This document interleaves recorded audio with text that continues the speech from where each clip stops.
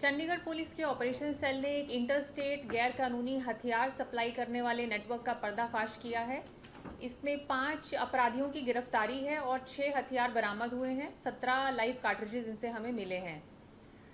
Chandigarh police के पास एक information थी, राजस्थान से कोई गैंग ऑपरेट कर रहा है जो चंडीगढ़ में हथियार सप्लाई करता है।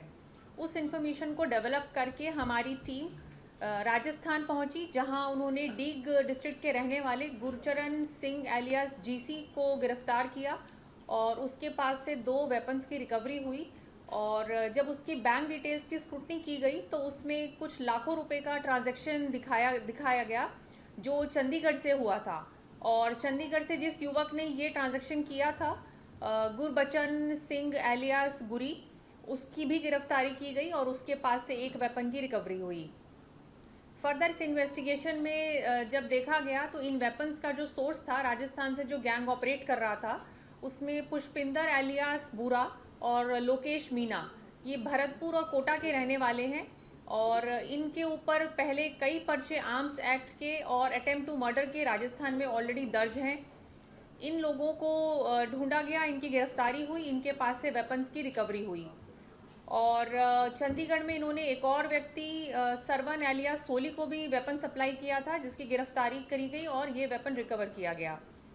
तो गुरचरण एलियास जीसी जो राजस्थान का रहने वाला है, उसने चंडीगढ़ में 2-3 बार विजिट भी करी और यहाँ पर कई लोगों को वेपन सप्लाई करे। तो 10 से 12 वेपन जो है राजस्थान के युवक बुरा और लोकेश मीणा ने चंडीगढ़ में सप्लाई किए और जिनकी टाइम पे रिकवरी क्राइम में और लोकल पुलिस के द्वारा भी की गई। और अब जो वेपन्स रिकवर हुए हैं, इनमें हम उस पीछे ट्रेल तक भी पहुंच पाए हैं, जिसमें फाइनेंशियल ट्रांजैक्शन भी हमें मिला है।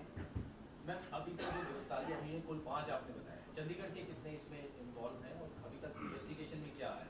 चंडीगढ़ से 2 लोगों की गिरफ्तारी हुई है और सरवन एलियास सोली की और गुरबचन एलियास गुरी की। इनका प्रोफाइल क्या है? ये हथियार किसी न किसी क्रिमिनल एक्टिविटी को अंजाम देने के लिए ही थे जो इन लोगों से रिकवर हुए हैं।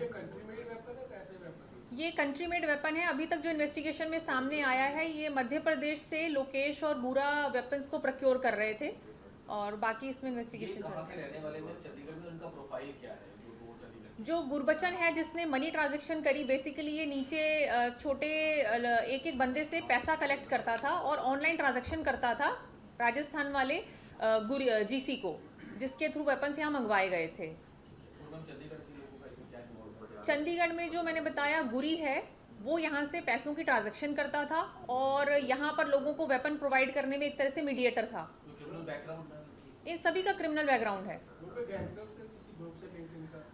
उसके थोड़े बहुत हमें अभी तक लिंक्स मिले हैं, पर अभी तक एस्टैब्लिश नहीं हुआ है, तो मैं अभी डिटेल्स रिवील नहीं कर पाऊंगी। जो ऑटोमेटिक वेपन्स हैं, इसमें वो 40,000 के करीब इन्होंने खरीदे बेचे हैं और जो देसी कट्टा है वो इन्होंने 15,000 के आसपास में खरीदा और बेचा है। मैम, कितने टाइम से ये पूरा नेक्सस चल रहा था और चंडीगढ़ में इन 2 लोगों के अलावा भी कोई इन्वॉल्वमेंट अभी तक सामने आ रही है?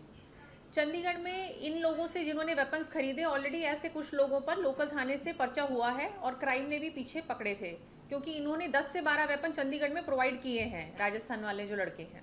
तो कितने टाइम से मैम ये क्योंकि 3-4 बार तो ये खुद विजिट कर चुके हैं राजस्थान से चंडीगढ़, और यहाँ से भी ये लोग चंडीगढ़ से राजस्थान जाते रहे हैं, तो ये कुछ समय से चल रहा है। इनका नेटवर्क राजस्थान तक ही था कि आगे भी कुछ? राजस्थान से ही था। ये प्रोक्योरमेंट इनकी मध्य प्रदेश से हो रही थी। चंडीगढ़ में सप्लाई कर रहे थे और फर्दर पंजाब हरियाणा? नहीं, और भी जगह कर रहे होंगे, क्योंकि हमारे पास लिंक नहीं है, पर ये लोग जैसे इंस्टाग्राम पे मिले हैं तो उस तरह से मुझे ऐसा लगता है कि और भी जगहों पे इन्होंने कनेक्ट किया होगा यूथ को। मैम, किसी बड़ी गैंग से अभी तक संबंध को सामने आया जिनको आगे इन्होंने जो वेपन्स है वो सप्लाई किए? चंडीगढ़ में अभी तक किसी बड़ी गैंग से नहीं आया इनका लिंक, पर पीछे जो सप्लाई आ रही है उसमें किसी गैंग का लिंक आ रहा है, जिसमें हम काम कर रहे हैं। क्योंकि मैं 15 अगस्त है और उससे पहले रिकवरी इतनी बड़ी, कुछ वारदात को अंजाम भी या कुछ पूछताछ में प्रीलिमिनरी इन्वेस्टिगेशन में कुछ आया?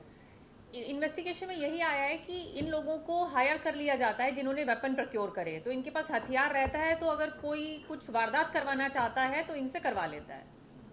उसके एवज में कुछ पैसे वगैरह? बिल्कुल, उसके एवज में इनको पैसे मिलते हैं। तो इनका अपना एक नेटवर्क है कि ये बंदा वेपन रखता है और ये आपका फलाना काम कर देगा, तो उस तरह का इन्होंने अपना एक नेटवर्क क्रिएट करके रखा है। ये करते क्या है दोनों जो चंडीगढ़ के हैं, जॉब वगैरह करते हैं? छोटा मोटा काम ही करते हैं ये, कोई लेबरर है, कोई क्लीनर है। मैम जैसे आपने बताया कि इनका एक नेटवर्क है पूरा जिससे ये होम्स की तरह काम करता है, इनके नेटवर्क का मोड ऑफ कम्युनिकेशन क्या था? सोशल मीडिया था या कॉल्स के? ये सोशल मीडिया था।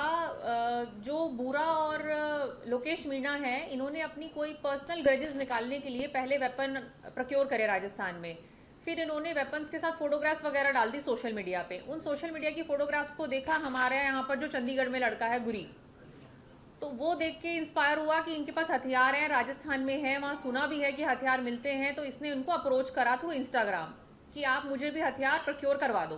तो इस तरह से ये नेटवर्क इनका जुड़ा।